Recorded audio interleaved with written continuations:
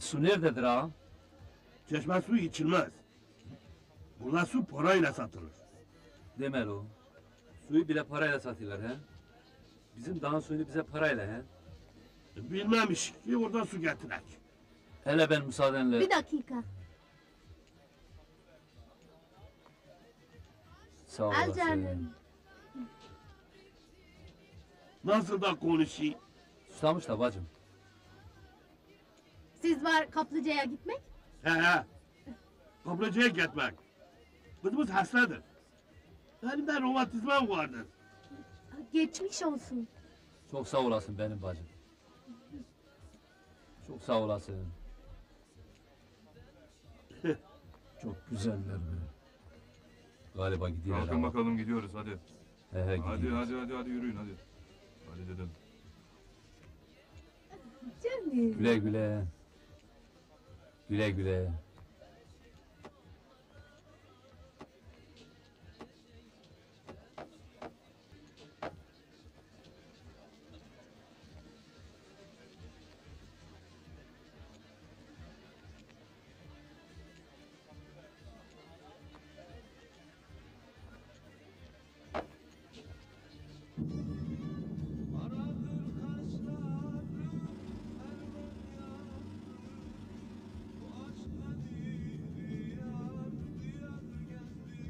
Yavaş Hasan, boş yavaş, gelsin Hasan. yavaş. Yorulma Hasan. Hadi Gördün mü Hasan, Hasan? o Bak aferin. amcan. Hadi inek. Hadi benim kızım. Hoş geldin ağam. Dur ben alayım. Yavaş hele Hadi yavaş. gel bakalım. Yavaş Hasan. Sağ ol. Öpersin Sırrı ağamın Öpeyim elini. ağam. Tamam Öpeyim tamam. ağam. Dur valizi ben Hasan, alayım. Hadi. Alsaydım ben. Hadi bismillah.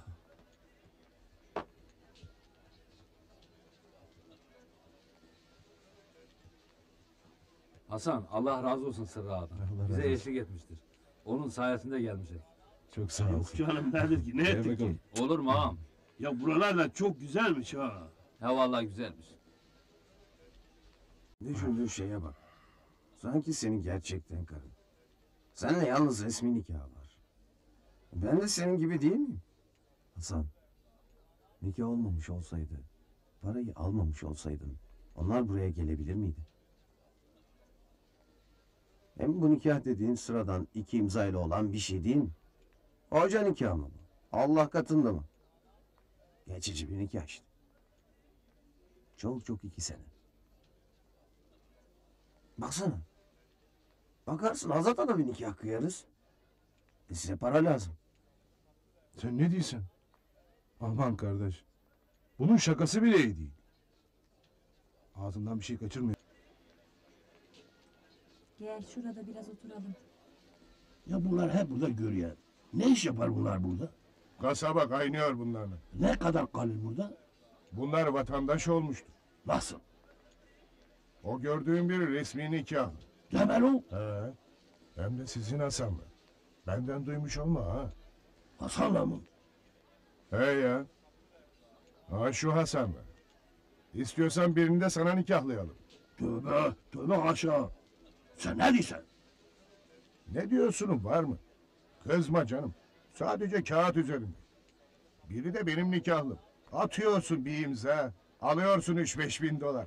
Kaç sene anlaşırsan. Tövbe.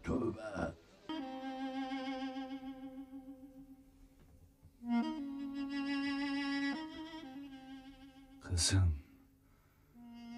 Güzelim.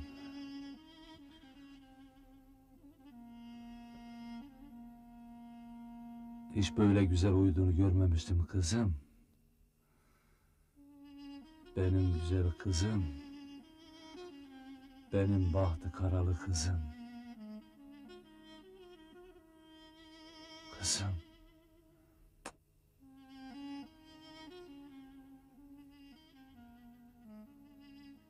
Uyu benim güzel kızım.